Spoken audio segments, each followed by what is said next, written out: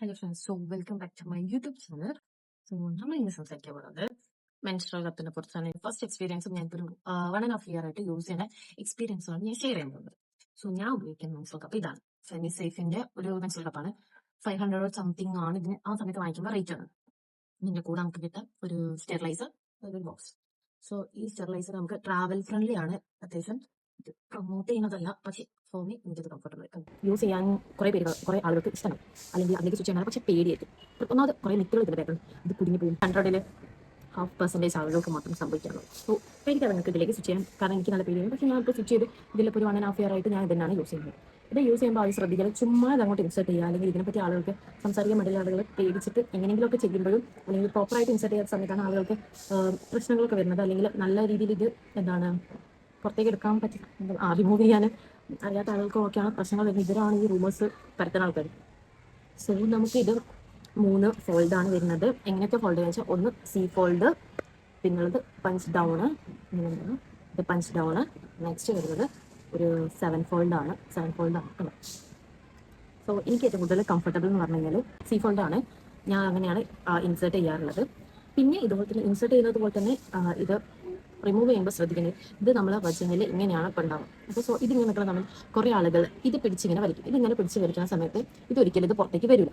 നമ്മൾ എന്ത് ചെയ്യുക, കുറച്ച് ഇതിൻ്റെ ഈ ഭാഗം ഉണ്ടല്ലോ, ഈ ഭാഗം ഒന്ന് പഞ്ച് ചെയ്തിട്ട് ഒന്ന് ട്വിസ്റ്റ് ചെയ്ത് കഴിഞ്ഞാൽ ഇതിങ്ങനെ പെട്ടെന്ന് പുറത്തേക്ക് വരും. അല്ലാത്ത സമയത്ത് ഇതിങ്ങനെ പിടിച്ച് വലിക്കുമ്പോൾ ഇത് സ്റ്റെക്കായി നിൽക്കും. അത് പ്രോപ്പറായിട്ട് വരില്ല, നമ്മൾ വെറുതെ ബലം പിടിക്കണം. മെൻസ്ട്രൽ കപ്പ് കൊണ്ടുള്ള ഉപകാരം എന്ന് വെച്ചാൽ, നമ്മൾ പാൻറ്റീസിലെ പാഡ് ഉപയോഗിച്ചിട്ട് അത് റിമൂവ് ചെയ്യാനുള്ള ബുദ്ധിമുട്ട്, അതുപോലെ അതുകൊണ്ട് വരുന്ന ഇച്ചിങ് റാഷസ്, എല്ലാ പാഡും എല്ലാവർക്കും ഒരുപോലെ സ്യൂട്ട് ആവുമല്ലോ. നമ്മളിങ്ങനെ പാഡൊക്കെ മാറ്റുന്ന സമയത്ത് പിന്നെ ഭയങ്കര ഇച്ചിങ് റാഷസ് ഒക്കെ വരുന്ന സമയത്താണ് ഞാൻ ഇത് ഇതിലേക്ക് സ്വിച്ച് ചെയ്തത്. ഇതിന്റെ കുറച്ച് ബെനിഫിറ്റ്സ് പറയുകയാണെങ്കിൽ, കോസ്റ്റ് എഫക്റ്റീവ് ആണ്. ഒരു 5 to 10 years വരെ നമുക്കത് റീയൂസബിൾ ആണ്. പാഡിന്റെ വേസ്റ്റ് ഡിസ്പോസ് ചെയ്യുന്ന ആ ഇഷ്യൂ കുറച്ചും കൂടെ കുറയ്ക്കാം. പിന്നെ ഒരു 8 to 12 hours വരെ നമുക്കിത് എന്ത് ചെയ്യാം, കീപ്പ് ചെയ്യാം. അതിനുശേഷം എടുത്തിട്ട് ക്ലീൻ ചെയ്താൽ മതി. ബ്ലഡ് ഫ്ലോ അനുസരിച്ചിരിക്കും. ഇപ്പോൾ നല്ല ഫ്ലോ ഉള്ള ആളുകളാണെങ്കിൽ കുറച്ചും കൂടെ നേരത്തെ ഇതെടുത്ത് ക്ലീൻ ചെയ്യണം.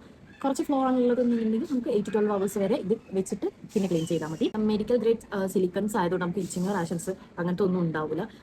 ബ്ലഡ് നേരെ തമ്മിലൊരു ബന്ധം വരുന്നില്ലല്ലോ മെൻസ്ട്രൽ കപ്പ് യൂസ് ചെയ്യുന്ന സമയത്ത്. അപ്പോൾ നമുക്ക് സ്മെല്ലിൻ്റെ പ്രശ്നം കുറച്ച് നല്ലപോലെ കുറയ്ക്കാം.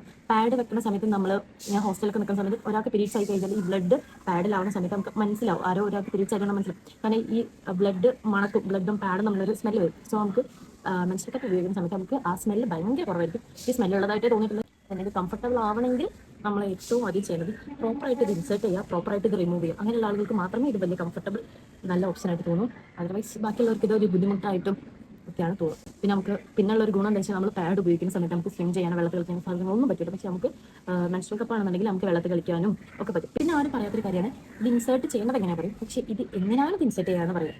ഈ ഫോൾഡ് ഇങ്ങനെയൊക്കെ ഇൻസേർട്ട് ചെയ്യുന്നത്, നമ്മളിപ്പോൾ ബാത്റൂമിലാണെങ്കിൽ ക്ലോസറ്റിൻ്റെ മുകളിലേക്ക്, യൂറോപ്യൻ ക്ലോസറ്റ് ഉണ്ടല്ലോ, ക്ലോസറ്റിൻ്റെ മുകളിലേക്ക് ഒരു കാലെടുത്ത് വെച്ചിട്ട് ഇൻസേർട്ട് ചെയ്യുന്ന കുറച്ചും കൂടെ നല്ല രീതിയാണ്.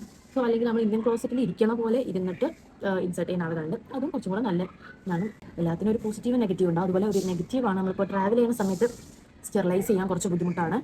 ഞാൻ ഫസ്റ്റ് ടൈം ഇത് ഇൻസേർട്ട് ചെയ്യുന്ന സമയത്ത് ഇതുള്ളിൽ പോയിട്ട് അതുപോലെ ഓപ്പൺ ആവാത്തതുകൊണ്ടാണ് ബ്ലഡ് ലീക്ക് വരും. പക്ഷേ പിന്നീട് ഇതാക്കുന്ന സമയത്ത് ഇങ്ങനെ ചുമച്ച് കഴിഞ്ഞാൽ അത് ഉള്ളിൽ വൃത്തിയാവുമെന്ന് പറയും. ഞാനങ്ങനെ ചെയ്യാറുണ്ട്.